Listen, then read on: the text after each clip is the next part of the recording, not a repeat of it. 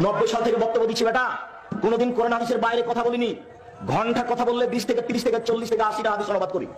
কত হাদিস মুখস্থ আছে তা আমার জানা নাই। আপনার সংকীর্ণতা আসলো কেন সে কথা আপনি বলেন।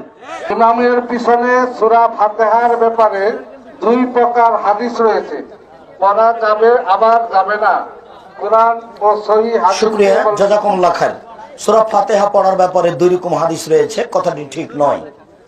সূরা ফাতিহা পড়ার ব্যাপারে দুই রকম হাদিস রয়েছে, কথাটি ঠিক নয়।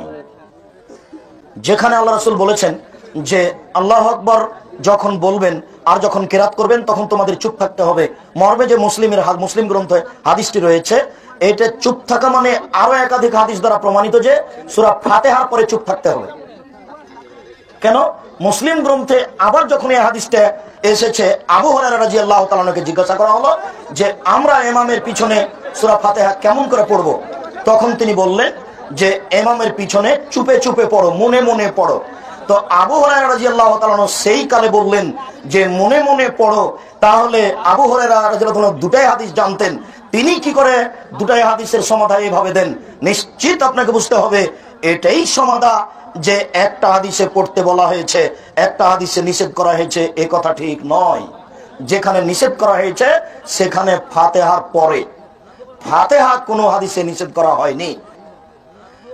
ফাতিহা কোনো হাদিসে নিষেধ করা হয়নি।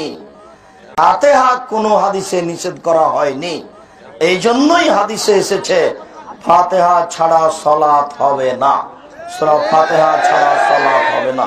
তারপরে এক হাদিস পড়েছে ওই বক্তাকে বারবার বলেছি, এক হাদিস পরে কানাদার জালের মতো ফতুয়া দেবেন না। কানাদার জাল এক চোখ দিয়ে দেখে আর এক চোখ দিয়ে দেখে না। একটা হাদিস পড়েছে ওই বক্তা, আর একটা হাদিস পড়েনি। যে এটাও সাহাবীদের যুগ থেকে একটি বিতর্কিত বা মতভেদীয় বিষয়। কোন কোন সাহাবী প্রত্যেক রাকাতেই সূরা ফাতিহা পড়তে বলেছেন, কেউ কেউ ইমামের পিছনে পুরোই সূরা ফাতিহা পড়তে নিষেধ করেছেন, ইমামই যথেষ্ট। কেউ কেউ আবার কখনো কখনো পড়তে বলেছেন। এবং হাদিস শরীফে তিন রকমই পাওয়া যায়। এখানে হাদিসের আলোকে কয়েকটা বোঝা যায়। একটা হলো সকল রাকাতেই পড়তে হবে, এটার জন্য দুটো দলিল বলা হয়। একটা হলো লা সালাতা ইল্লা বিফাতিহাতিল কিতাব, সূরা ফাতিহা ছাড়া সালাত হবে না। তবে এখানে ইমামের পিছনে কথাটা নেই, এই জন্য এটা সরাসরি দলিল না, এটা সাধারণ দলিল। দ্বিতীয় আরেকটা হাদিস আসছে যে রাসূলুল্লাহ সাল্লাল্লাহু আলাইহি ওয়াসাল্লাম বলছেন ইমামের পিছনে সূরা পড়বে না, ইমাম যখন পড়ে ইল্লা আন তাকুনা ফাতিহাতুল কিতাব, সূরা ফাতিহা পড়বে, কারণ ফাতিহা না পড়লে সালাত হবে না। এই হাদিসটা আবু দাউদ অন্যান্য গ্রন্থে রয়েছে। হাদিসটাকে অনেকে গ্রহণযোগ্য বলেছেন, তবে শেখ মোহাম্মদ নাসিরউদ্দিন আলবানী বিস্তারিত আলোচনা হাদিসটাকে জয়ী বলেছেন। ঠিক আছে, এটাও দলিল হিসেবে ওরকম জোরালো হলো না। এর বিপরীতে অন্যান্য হাদিসে যে নামাজে ইমাম স্পষ্ট জোরে সরবে কিরাত পড়েন, সরব নামাজে সূরা ফাতিহা পড়তে নিষেধ করা হয়েছে। শেখ আলবানী তার সিফাতুস সালাতিন নবী বই এনেছেন যে রাসূলুল্লাহ সাল্লাল্লাহু আলাইহি ওয়াসাল্লাম ফজরের সালাতে পিছনে সালাতের পরে বলেন তোমরা কি আমার পিছনে কেউ সূরা পড়েছো? সাহেব বলেন আমরা পড়েছি। তিনি বললেন তোমরা আর পড়বে না। তখন থেকে সালাতে, জাহরি সালাতে সূরা ফাতিহা পড়া বন্ধ করে দিলেন সাহাবীরা। এইভাবে উনি বিভিন্ন হাদিসে রিওয়ায়াত এনেছেন। এখন দ্বিতীয় থাকলো নীরব নামাজ, জোহর আসর, যে নামাজে সূরা ফাতিহা সূরা শোনা যায় না। নীরব নামাজে সূরা ফাতিহা পড়ার পক্ষে হাদিস রয়েছে। জাবের ইবনে আব্দুল্লাহ রাদিয়াল্লাহু আনহু বলছেন আমরা জোহর আসর সালাতে ইমামের পিছনে সূরা ফাতিহা এবং অন্য সূরা পড়তাম। তো এটা জোরালো দলিল যে নীরব সালাতগুলোতে পড়তে হবে। আর যুক্তি এটা চাই যে দাঁড়িয়ে থাকার চেয়ে করবো কেন? যারা এটা নিষেধ করেছেন তারা দুটো দলিল দেন। একটা হলো তারা বলেন যে এটা সহিহ হাদিস যে মান কানা লাহু ইমামুন ফাকিরাতুল ইমামি লাহু কিরাআহ, যদি কারো ইমাম থাকে ইমামের কিরাতে তার কিরাত হয়ে যাবে। এটা শেখ আলবানী হাসান বলেছেন, অন্যরা সহিহ বলেছেন। আরেকটা হাদিস তারা দলিল দেন জোহরের সালাতে একদিন রাসূলুল্লাহ সাল্লাল্লাহু আলাইহি ওয়াসাল্লাম পিছনে মুক্তাদিদের সূরা পড়তে নিষেধ করেন, এটা নীরব সালাত। জি, তো এটা দিয়ে তারা দলিল দেন। এইভাবে প্রত্যেক মতেরই দলিল রয়েছে।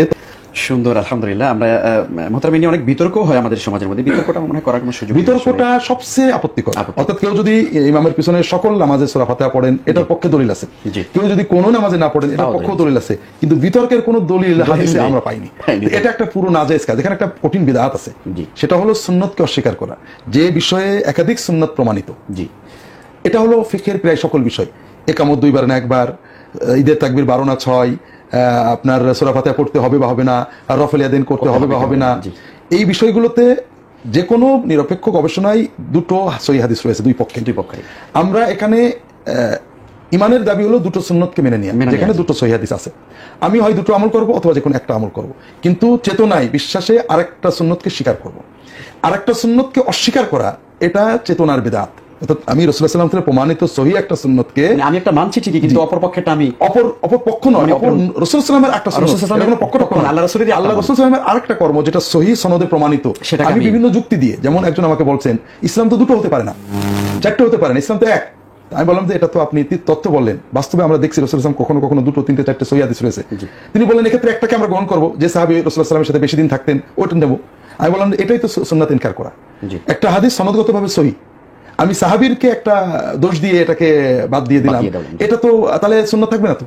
এই জন্য আমি চেতনায় দুটোকে স্বীকার করব, আমলে হয় দুটো আমল করব অথবা একটা আমল একটা করব, করব। কিন্তু আমি একটাকে নানা অজুহাতে এটা মানসুখ হয়ে গেছে, অথবা এটা জয়ীফ, সাহাবী কিছু বুঝতেন না, বিভিন্ন কথা। অথবা এটা জয়ীফ, অমুক মুহাদ্দিস এটাকে জয়ীফ বলেছেন, অমুক ফকি এটাকে মানসুখ বলেছেন, ইত্যাদি বলে রাসূলুল্লাহ সাল্লাল্লাহু আলাইহি ওয়াসাল্লামের সহিহ প্রমাণিত সুন্নতকে সুন্নতকে অস্বীকার বিভিন্ন- করার প্রবণতা এবং এটা বিভিন্ন দোষে ওটাকে মানে দোষী বানানো, এটা একটা অথবা এই সহিহ সুন্নতের আমলকে আয়েব, দোষ, দূষণীয় মনে করা, খোঁজা। এটা সত্যই সুন্নতকে ইনকার করা। ইনকার করা। জি।